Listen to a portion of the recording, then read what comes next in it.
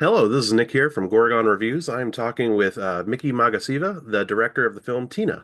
Tinā is a story about Marita, a Samoan teacher grieving the loss of her daughter and going back to work despite it. She takes a long-term substitute gig at an elite school and decides to start a choir against all odds. I could say a lot more about the film, but that seems like a good small description without jabbering too much.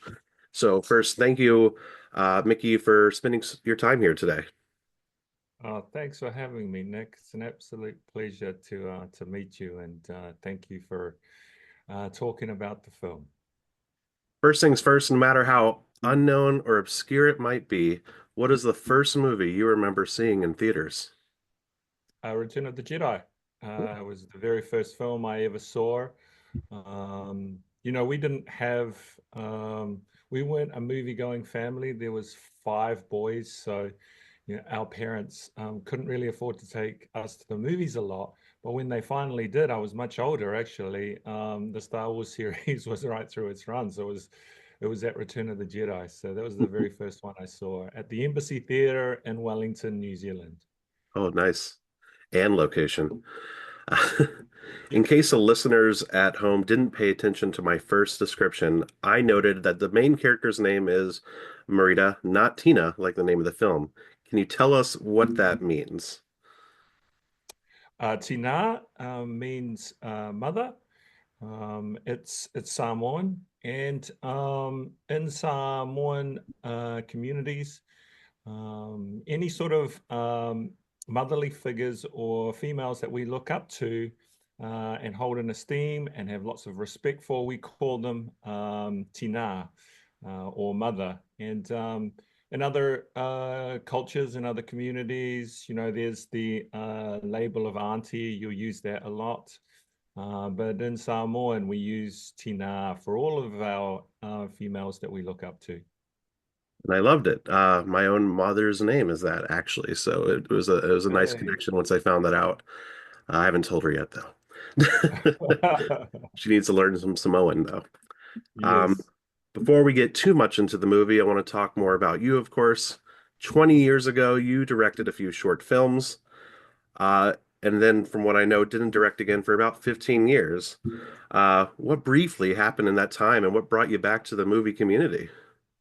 Well, I've always wanted to be a feature filmmaker. It's just taken this long to get a feature film made. It's very difficult to do these things. Mhm. I mean, I guess globally, but also down here in New Zealand. So yeah, 20 years ago, I made two short films, Rites of Courage and Uso, which is Samoan for brother. And then I got into making commercials, television commercials, Mhm. and did music videos and television, and was always trying to pitch a feature film over the course of that time.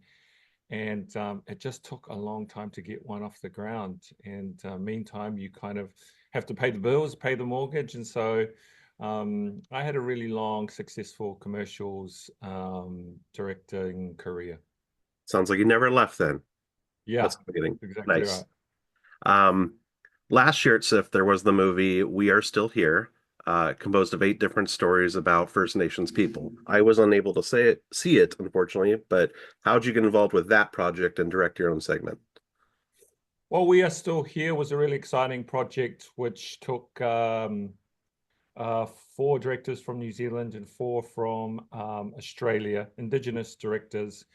And we all had short film ideas that we brought to the table. We wanted to do an anthology, a feature film anthology. It was driven by the New Zealand Film Commission and Screen Australia, which is the government funding bodies in both Australia and New Zealand. And down here, we like to promote our Indigenous filmmaking. And so this was just another way of being able to do that, of getting filmmakers together who were early in their career and just starting out and doing short films. And so I managed to come on board to We Are Still Here with our short film, which was called The Uniform. And so, yeah, we successfully got together, and at the end of it, culminated in We Are Still Here, which, I'm really proud of. That brings us up to Tinā. Congrats on your first feature film that you directed and, of course, wrote. So, it obviously took a little bit of time, but from first idea of the movie to the first premiere, how long do you think it overall took? 7 years. I say that straight away because been asked this a few times now. But Oh, yeah, it took about 7 years from first idea conception to where we are now. It took about 3 years to really hone, research, craft, and rewrite the script to a stage where funding bodies really started taking it seriously. And then once we got our foot in the door with these funding agencies and distributors and sales agents, it went relatively quickly. So, um, within a year, we were of receiving funding for the film. We were shooting it, and then a couple of years later, we're releasing it now. mhm. So 7 years. It's good to see that it finally, comes out, plays out, because I know you've had it released in New Zealand and other countries before this, right?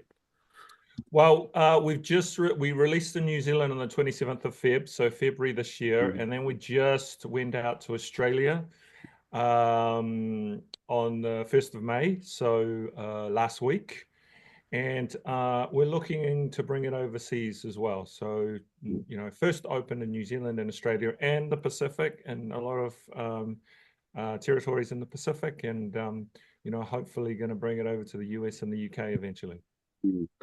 Uh, should have asked about her name just to check, but Annapella, plays yeah. Annapella plays Marita and carries a good chunk of the emotional weight of the movie. Not all of it, but a good chunk. How did you get her involved and know she was perfect for the role? We're a small country down here in New Zealand. We all know each other in the Pacific community. Annabella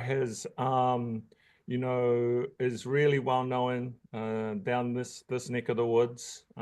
She's been a theater actress for a very long time, a TV actress for a long time. She's a writer, director, producer herself. And so when I came up with the idea for the character, she came to mind straight away. And Hmm. so at that stage, I sort of knew that she was going to play it. She has acted alongside my brothers. My brothers are both actors as well, so we know each other really, really well. I went to her originally with the idea to develop the character before I told her she had the role, or I wanted her to play the role. And that was largely because I wanted to have her great insight into the role. That's just like written for her. And so I wanted to make sure that she could express some ideas before I told her she had the part and freaked out.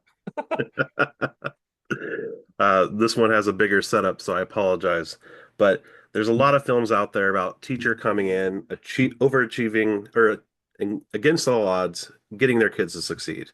Normally, in these films, the teacher has to give up their nights, their time with family, their money to do it. And I can say I used to be a teacher. I hated that in films so much. The idea that teachers had to become a big martyr for the cause. And I'd say in a lot of ways, this movie doesn't fall into that trap. Like she does have a work-life balance. She gives up extra time for a club, and that's about it. She isn't giving up her money and, well, not family time either, technically. But so I appreciated those elements. Was that an important element for you to highlight for this, going against those tropes, or was it just a happy accident? Well, I mean, if I'm honest, it's probably a happy accident. Having said that, just touching on those tropes, because this is well-trodden ground, but this is ground that I just enjoyed watching Mhm. as growing up and having that experience of watching these kinds of films growing up. And I wanted to pay tribute to all of those films through this particular story as well, because just because us oldies have seen these movies before, it doesn't mean that there's another younger generation coming through who haven't probably seen this territory very Mhm. well. And so I wanted to do a film like that, and I wanted to make it for audiences, and I knew this, even though it was well-trodden ground, it's successful trodden ground too. Mhm. So I knew people would like it. With regards to you being a teacher, I really wanted to make sure that I paid tribute and homage to the sacrifices teachers made. So I spoke to a lot of teachers. Hmm. And so even though it was probably a happy accident, it's probably from all the conversations that I've had with teachers indirectly in some sort of way that have managed to find its way onto the story. They did tell me about all of their experiences and their relationships with students and the troubles and tribulations that they've had along the way. So I guess I'm gonna say that it was all of the teachers who informed me on that, which managed to find itself onto the screen. I also like that we had a let's call it evil vice principal character, which is also a I strange thing in of assistant principal, the Yes, second in charge. That happens a lot in movies too. It's not usually yes, the principal, it's the second in command who wants to act yes, all raw. So, yeah, but I think that's more based on reality. Um, yes, so and something I often wonder with movies where people sing in choir groups like this, in the final draft, were the voices of the students in the songs their actual voices? absolutely, yeah. So everybody you see on in the film was a part of the choir who sung the music for the film as well. We were lucky enough to get the services of choralists, local choralists who are from New Zealand Youth Choir and Auckland Youth Choir. Mhm. And a lot of them hadn't acted before, but I was very keen to be able to get them as a part of the film. And so we just asked them all if they could come and be in the movie. And luckily for us, they were all very, very keen and had an absolutely wonderful time and shine in the movie too in the background. Yeah, So yeah, everybody that you see in the film sung those songs. yeah. So there, you found an actual choir to play the roles, and you didn't have to create your own of a various group of students. Well, we did have they are from a number of them do lots of different choirs, so they're all very experienced. Hmm. And we brought them together to form our own choir. So they're from different choirs, yeah. Okay. There's a lot people could take away from this movie. I'd say life lessons, inspiration. Is there anything you hope that most of the viewers will take away from the film personally? Well, I think my number one thing, and you're right, I have put a lot in the film in terms of themes and things for people to think about. But the number one thing is just cultural acceptance and seeing each other and accepting each other. And it largely has to do with the fact that I personally believe as human beings, we can't navigate this world without being a bit more accepting, without forgiving each other. That no matter what we've gone through in our past, I don't think we can exist without a bit of forgiveness and acceptance. And hopefully, people take that away from the film.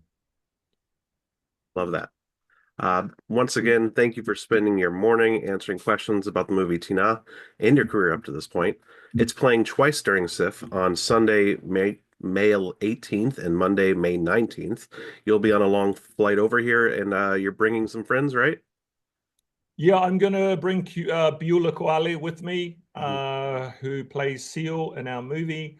Beulah was on Hawaii Five-0 for many years, and so I'm gonna bring him along, and we're looking forward to coming to the festival. So you'll see both of us there. Yeah. I hope it's a little bit warmer for anyone having to fly over.